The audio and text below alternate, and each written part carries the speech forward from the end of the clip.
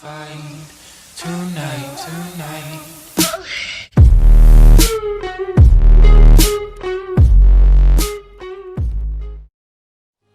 What's going on, everybody? Jade up here. Today's video is going to be about what two tanks I consider to be quote-unquote the best for PvE endgame trials and stuff like that. So for Veteran Sunspire hard mode progressions and stuff like that, these are the two tanks. These are the two classes that I consider to be the best. And then we'll be talking about a few others. But I won't be getting on those characters. Maybe. I don't know. We'll see.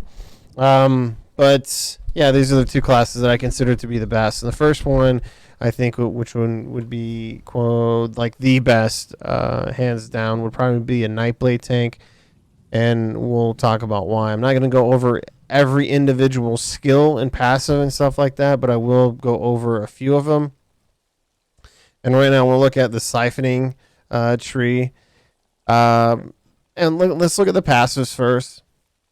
Excuse me. Casting a siphon ability, generate 2 ultimate every 4 seconds. That's actually not bad, and especially if you're using, excuse me, especially if you're using like funnel health. That's pretty amazing. So just every 5 seconds, pop a funnel health, you're good to go. You gain 2 ultimate. Soul Siphoning or Soul Siphoner. Increase your healing done by 3% for each siphoning ability slotted. Right now, we currently have 2 funnel health and leeching strikes. So it's going to increase it by 6%. So if you're doing something like Veteran Sunspire hard mode or something like that, you're going to have a 6% increase healing done, which is super nice. Increase your max magicka by 8% while a siphoning ability is slotted. So, of course, we have one slotted here. And then after drinking a potion, you gain 20 ultimate, which is actually amazing. Every single one of these passives here is actually really good. So some of the abilities that are going to help you sustain leeching strikes, if you use this for stamina to regain your stamina back, it's absolutely amazing. You have this up every time you light attack or heavy attack, you regain stamina. And then when the effect ends, you gain. So after 20 seconds, you gain 4,000 stamina. So it's pretty disgusting. But I didn't mean to click off of that. And then again, funnel health is actually not a bad. It's an okay heal. 1,000 magic damage, and then healing you and 2 other allies for 60% of the damage inflicted every 2 seconds, over a period of 10 seconds, which isn't honestly that bad. It's not that great. It's not that bad. It's just kind of like in that middle, like, oh, it's not bad for a tank. Okay. So let's go over the shadow, and we'll go over some of the passives here. This one's not bad. Increase the duration of your non-invisibility based shadow abilities by 2 seconds, which isn't bad. Increase your max health by 3% for each shadow ability slotted. Excuse me. Currently, we only have one, which is Shadow Cloak. During trash pulls and stuff like that, you can put refreshing on and get a little bit more. I don't know why I keep coughing. I'm not even sick. Whatever. I don't know why. Casting a shadow ability grants you major resolve for 6 seconds, increasing your physical and spell resistance by 50 to 80. This duration is increased by 25% for each piece of heavy armor equipped. Right now we're at 150% bonus, which is 15 seconds. Increase your health, stamina, and magic recovery by 15%. So when you pop this, you'll see that the major resolve is going for 15 seconds. And that is our physical and spell resistance. It won't go into the shadow recloak up here. Rendering or refreshing path is actually not that bad if you're using something trying to get from point A to point B with your group. It's actually not bad. You hit this, they get a little bit of heals. Not too bad. Dark Cloak. This ability right here is absolutely amazing. You heal yourself for 3,000 every 1 second over 8 seconds. And you also gain minor protection while this is active. So for 8 seconds, you have minor protection and you get a constant heal. And as you can see, the base heal on the tooltip was 3,000, right? Well, I'm actually healing for 3373, and then we're critting for about 5k here and there, right? So when we actually we actually get in here and we're buffed up and we have combat prayer and just like a bunch of other shit going, we're actually going to be critting for a little bit more.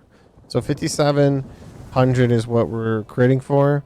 And then you can also take this little pot here, and that's going to heal you for even more. So 73 was the crit there, constantly getting a 43 heal. The 1547 is from the pot, from the lingering pot, but like it's a disgusting amount of healing going out. Dark Cloak goes off of your max health, so that's why it's pretty disgusting. You can get up to 45k is normally what I see most Nightblade tanks at, and then this absolutely is just amazing. We'll be looking at the last one here, giving everybody minor savagery, increasing your weapon critical rating by 1320. So this goes to your group. It's pretty amazing if you have stam in your group. This is just disgusting amazing. The reason why is because it just buffs your group up by just a ridiculous amount. Most people are going to be running stamp crows and stuff like that, so you're going to give them minor savagery whenever you deal crit damage, which should be happening quite a bit. The other passives here aren't that bad. I'm just not really going to go over them that much. Relentless Focus is another thing that makes you extremely tanky. So you have resources from leeching. You have healing from Dark Cloak and, you know, shadow siphoning and shadow, right?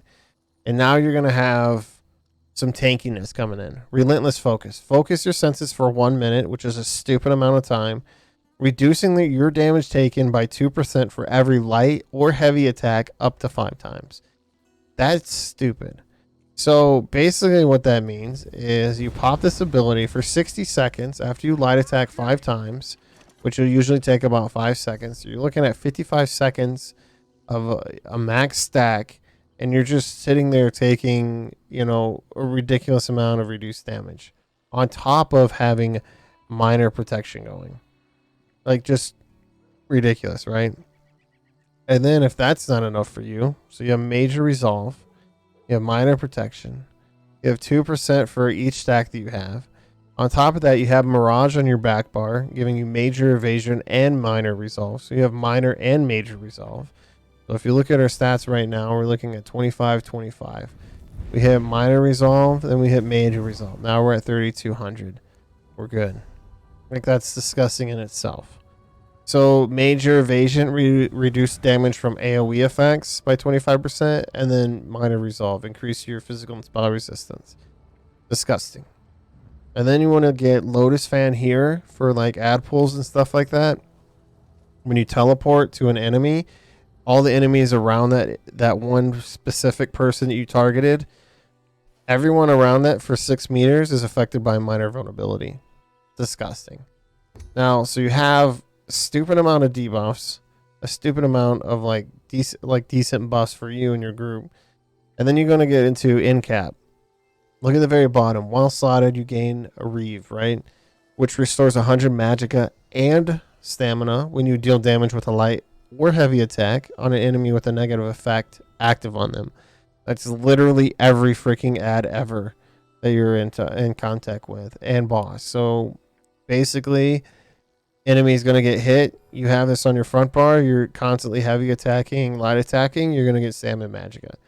So this class right here, Nightblade Tank, is disgusting when it comes to being tanky, buffing your group, buffing yourself, and just being a complete badass, to be honest. Like, look at that, 7,300 crit.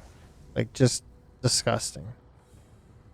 So Nightblade, for the most part, #1 tank right now. That's why a lot of people are swapping to main tanks. And then the off tanks normally is going to be a DK tank, which we'll be going over here in a second.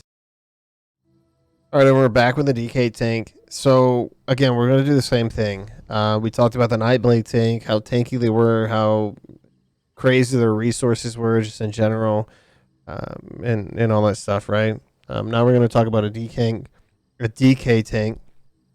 I'll be going over a little bit of the passives, a little bit of the skills, and kind of what makes them a unique class to have and why it's valuable in itself. So we went over the Nightblade, minor Savagery. It gives some decent buffs. It's extremely tanky, vice versa, right? So now let's go ahead and look at the DK tank. And the first skill I'm going to look at, I'm not even going to touch on the passives right now. The first skill, Stagger, or Stone Giant. And the buff that it gives is Stagger. It's not a minor, it's not a major buff. So it stacks on everything else. So whenever you hit Stone Giant, any enemy within 6 meters gets staggered, right? So it increases the damage taken by 50 per stack for 6 seconds. So what the hell is this person doing? Just killing innocent people. So anyways, so I'm gonna hit Stone Giant right now, and you'll see the animation. When you first hit this, 6 meters around you, those people are going to get hit with Stagger. So if you're in a group of ads, you can hit this ability here, and it's going to stagger all the enemies around you within 6 meters. And then you're going to get these 3 orbs circling you, right? Look actually pretty cool, to be honest. I think they look not bad. So with those up, right, this lasts about, I think it's like 12 seconds, right? So it lasts 12 seconds. And then all you have to do after that is just hit them on an ad like that, and then it staggers them. And it stacks up. So it'll be 1 stack when you first hit this. If they're in range, boom, 1 stack. You hit them with the Stone Fist again, 2 stacks. Hit them again, that's 3 stacks. And then you just want to keep that 3rd stack as high as you can, because it only goes up to 3. But it's not bad. It's kind of a pain in the ass to do. It's a pain in the ass to get used to doing it. But once you figure out how to do this all while still tanking and doing all this and that, you'll become a god or goddesses. Like having a high stack of ×3 up is going to significantly increase the DPS of your group. You can also use this in 4-man dungeons and trials and raids, all kinds of stuff. It's really good. With Little Wonky doing it, I don't like using it, but it helps the group, so that's why I don't mind using it. So now we're gonna look at the passives here, and probably touch on a few different skills and why they're good. Passive abilities here, every single one of these are good. Upping Hands. When you cast a non-stamina costing Earth and Heart ability, you restore 990 stam. Fragmented Shields, Igneous Shields. Either one of them, they both cost Magicka. Bam. Hit it every couple seconds. You get 990 stam. When you cast an Earth and Heart ability, your group members gain minor Brutality. So if you have stam in your group, this is really good for you. They're good for your group. Stamina Necros, all that stuff. Like, they'll get that minor Brutality. Super, super nice. And then also when you're in combat, you can generate 3 ultimate, and it occurs once every 6 seconds. So about every 7 seconds, you're going to pop Igneous Shields, and bam, get 3 ultimate. Battle Roar. When you cast an ability, an ultimate ability, you restore 54 health, 46 Magicka, and stamina for each point of your ultimate cost. So Warhorn is a 250 ultimate. If I have my resources down by 10%, I pop that horn, I'm going to be getting way up here by like roughly, I think it's like 55%, 50% is what you'll get back. So 10% all the way up to like 50%. It's a pretty good passive. Disgusting, actually. And then the last one, increase the duration of your Earth and Heart abilities by 20%. So, Stone Giant, all of them, all Earth and Heart abilities, so it increases them. Draconic Power. We're going to be looking at Green's Dragon Blood. Amazing heal. So this is like a Breath of Life for a DK, but for yourself. So if you get caught in a situation where you're extremely low health, you pop this and boom, you're getting healed pretty much all the way up. I've seen this crit heal for like 40k to 20k. I've seen it heal for like 3k before, but The majority of the time, you'll probably see something around the 20s. Give or take about 3 to 4K. Disgusting heal. Really good.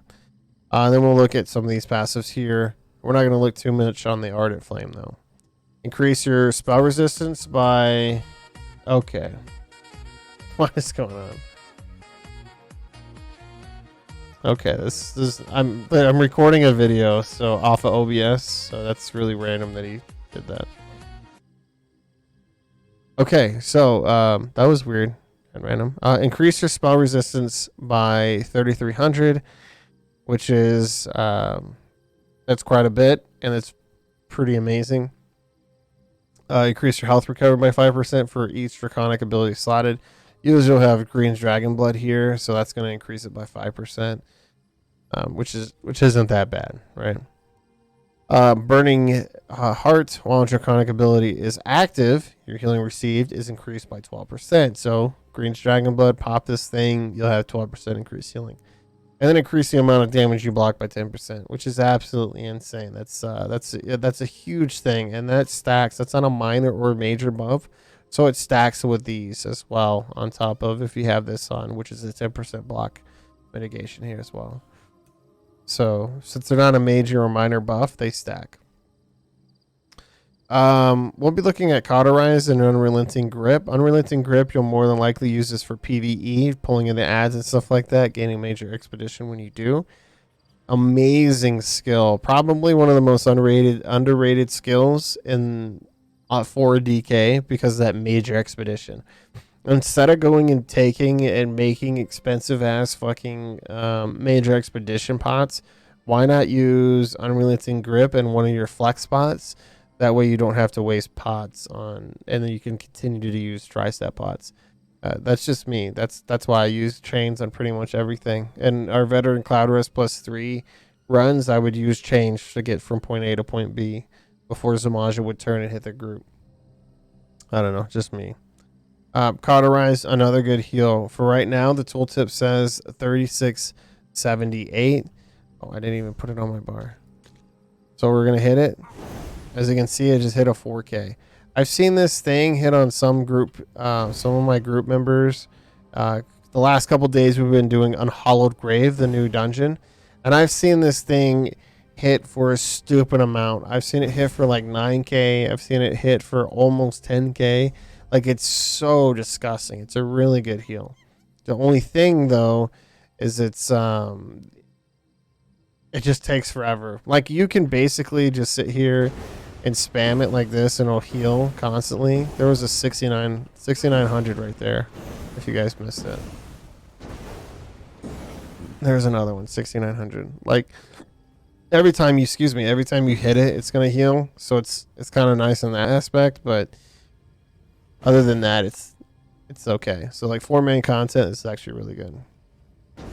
Some of the ability or some of the passives here, you know, whatever. Increase the damage of your flame abilities. You're not damaging anything. Increase the damage over time. You're not really damaging anything.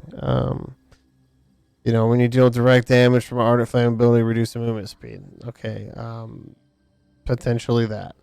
You know, some of these are just whatever, right?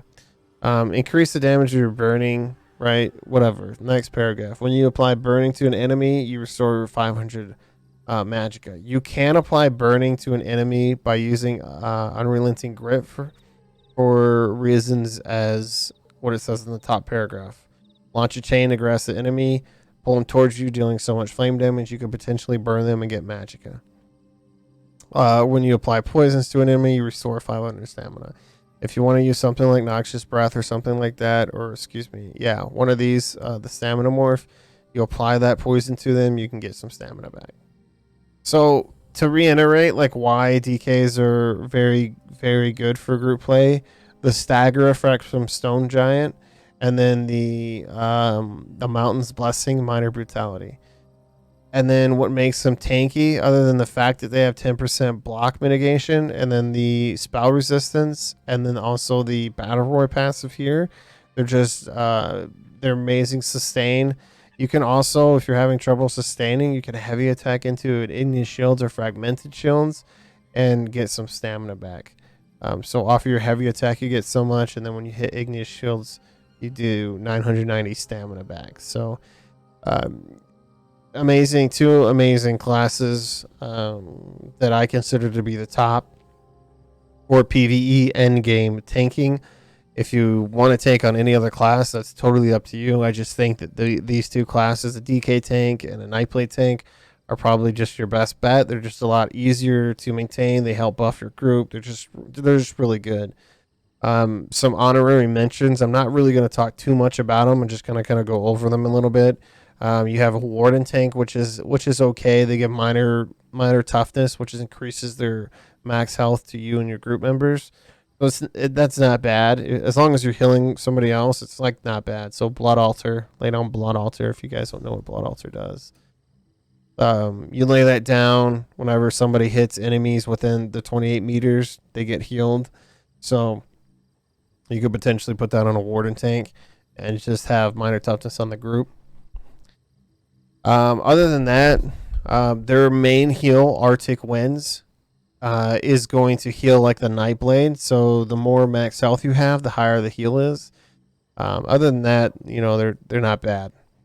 Then we're going to be looking at, or we're going to talking a little bit about Necro Tanks. Necro Tanks aren't that bad either. The scythe that they do is off of max health as well. So when you hit one ad, it's going to heal you for so much, and then a healing over time. So again, that's kind of like your Nightblade heal thing. It's not a bad heal, honestly. They also have an ultimate that you can use to apply major vulnerability. So 4-man content, really good. Necrotic Potency is another ability that you could use, and it gives you a shit ton of ultimate, 6 ultimate for like 1 corpse or something like that. It's pretty disgusting. So yeah, I mean, honestly, those are probably like the classes that I would consider to be some of the better tanks there.